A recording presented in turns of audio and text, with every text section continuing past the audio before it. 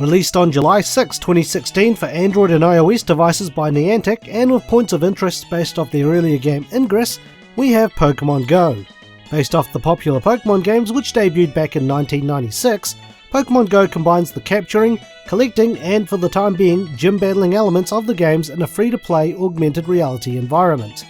This review will be based off Android version 0.35.0 as well as the update to 0.37.0, which introduces the buddy system as well as support for the Pokémon Go Plus accessory. The game is still at the time of this review an incomplete game, so instead of giving the opinion, I'll list some ideas, but I'm still going to give it a rating. The footage you see here was recorded off a Samsung Galaxy Note 7 while I was in Hong Kong. So not only was I overseas recording footage for the game, I was overseas recording footage on a phone that could have potentially exploded on me. The things I do for reviewing, eh? Anyways, in Pokémon Go you play as an avatar that you create and you go around catching Pokémon. However, as opposed to the games where you wander around a fictional world collecting them, Pokémon Go uses GPS technology to enable you to catch little critters from your current location. Think of the game as a glorified safari zone. The game features landmarks known as Pokéstops that you can visit in order to replenish your Pokéballs, potions, berries, or revives. You can sometimes get Pokémon eggs at stops which you can hatch. Other landmarks can be featured as gyms that you can challenge on behalf of your team. I'll go into more detail later. But is the game any good? Find out in The Good. Over and above, the game promotes exploration and travelling, whether you're walking around your local or nearby town or city, to even travelling overseas. While I was in Hong Kong, I spent a lot of my time out and about, and as I was walking around, I could get a lot of items from Pokéstops scattered around the city, as well as finding a good number of Pokémon as I was going from place to place. Once the buddy system rolled out, by having a partner Pokémon with me, as I walked I could also get candy for my buddy Pokémon which I can use to either evolve them or level them up, indicated by the Pokémon's CP, or combat power. Another benefit to walking around is that any Pokémon eggs I receive from a Pokéstop, providing I put them in an incubator, can be hatched providing I walk the required distance needed to hatch the egg. Pokémon eggs come in 3 different categories: 2km eggs, 5km eggs and 10km eggs. The further the distance, in most cases the better the Pokémon you'll receive from the egg. Additional items which you can optionally purchase from the store or receive when you reach certain levels I feel also enhance the game. The incense item will attract Pokémon to you over the course of 30 minutes. The best time to use one of those is when you're constantly moving, so a boat or ferry is a very ideal place to use the incense on, as Pokémon will generally spawn once a minute. Just make sure you have a Wi-Fi or data connection active. Lures can be set up at Pokéstops to attract Pokémon over the course of 30 minutes as well. However, unlike incense, other players can benefit from the Pokémon that appear at the lure. Lastly, lucky eggs grant you double experience for 30 minutes. These can best be used just before hatching multiple eggs or before you evolve a large number of Pokémon. Gaining levels in the game will grant players more items, and certain milestones, normally every 5 levels up to level 30, will grant players a new item that they can start obtaining from Pokéstops, such as Great and Ultra Balls to make catching Pokémon easier, or better potions or revives for when you challenge gyms. However, the game isn't all good, so here comes the bad. I can't say I'm a fan of the augmented reality experience. When encountering a Pokémon or battling a gym, you can turn on AR so you can catch the Pokémon at the location you're at, like in the middle of the street. It was a feature I quickly switched off as, to be quite frank, I looked like an absolute muppet moving my phone around trying to find the Pokémon in order to catch it. The game is still quite a killer on battery, even on newer phones with a larger battery capacity, but the difference from when I had the game on my Galaxy Note 4 and on my Note 7 was certainly noticeable. Power saving mode doesn't appear to work on all phones, as my brother's Sony Xperia XA, despite having power saving mode switched on in the game, would not go into said mode. This is more subjective, but I feel that the gym mechanic does need a bit of work. Once you reach level 5, your player is given a choice of 3 teams to join: Team Valor, red, Team Mystic, blue, and Team Instinct, yellow. Once you've selected your team, you can then battle and hold gyms on your team's behalf.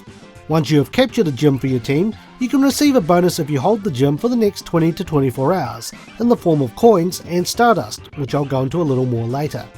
Coins can be used in the store to purchase more Pokeballs, incense, lures, lucky eggs, or incubators. You can also use said coins to increase the amount of Pokemon or items that you can store.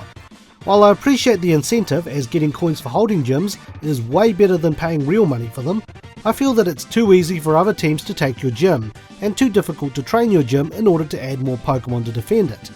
In order to take a gym, you're allowed up to 6 Pokemon to fight the Pokemon defending the gym. You can also have others help out with their team of 6 as well. However, to train a gym up to increase its prestige, to add more Pokemon to, you have to take the gym on using only one of your Pokemon. I feel the mechanics do seem more stacked against defending gyms as opposed to attacking them. And then you get gyms like these.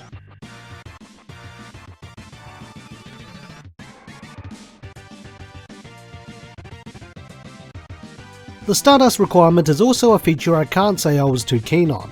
Stardust is required to power up a Pokemon's CP alongside the respective Pokemon's candy. As the Pokemon get stronger, naturally the Stardust and candy requirements get higher as well. The problem is, the only way you can get Stardust in the game is to capture Pokemon, hatch eggs, or hold gyms as I mentioned earlier.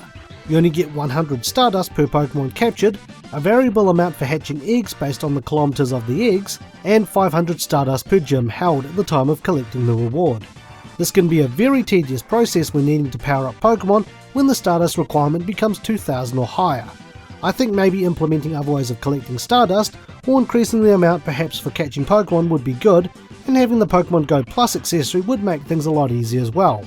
Sure beats catching 40 Pokemon just to level up one of them. While I did say in the good that the game does promote travelling, if the goal is to collect all of the available Pokemon, it would require a lot of travelling. The game features 4 Pokemon who are exclusive to different parts of the world. We have Tauros for North America, Mr. Mime for Europe, Farfetch'd for Asia, and Kangaskhan for Australasia.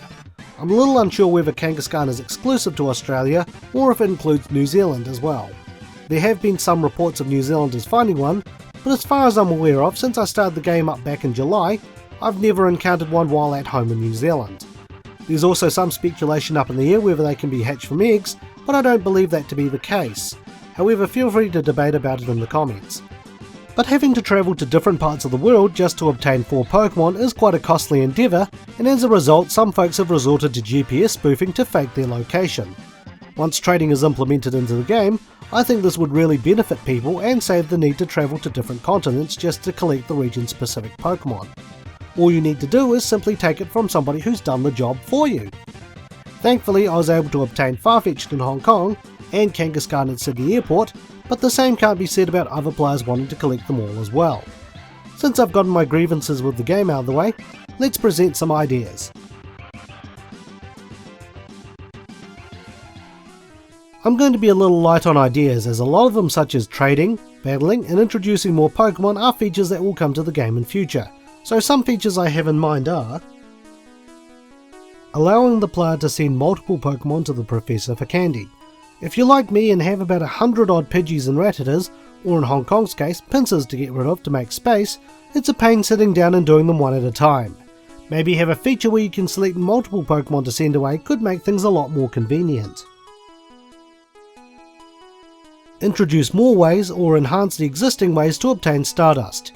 This is certainly more subjective, and as I mentioned earlier, increasing the amount of Stardust gained from catching Pokemon, or for maybe visiting so many different Pokestops over the course of the day, would work as a good incentive, especially for folks who didn't get the Pokemon Go Plus.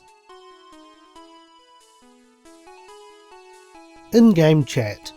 Would be pretty neat to be able to talk to friends while playing the game instead of having to switch between apps, as the game won't count any steps I've taken to hatch eggs or receive candy from my buddy Pokemon while I have the game suspended and another app open. Overall, the game is a good time waster as well as a power sink, but it's incomplete. Unless they actually add some new content sometime soon, the game does get quite stagnant, and to be honest with you, at this point in time I've actually already gotten bored of it and stopped playing. And as much as people complain about it, the game is getting people to go outside. Whether they pay attention or not is a different story. At least in Hong Kong there's plenty of folks who can look at their phones and weave around other people, so it's become a bit of an art there. But of course, common sense dictates that you should always keep an eye on your surroundings, and no matter how rare the Pokemon is, it's not worth trespassing onto private property or off a cliff. So with that, it's time for my rating. At this stage in time, I would give Pokemon Go a bootleg Pokémon Go shirt out of 10. Thanks for watching and stay tuned for the next Infinite Backlog review.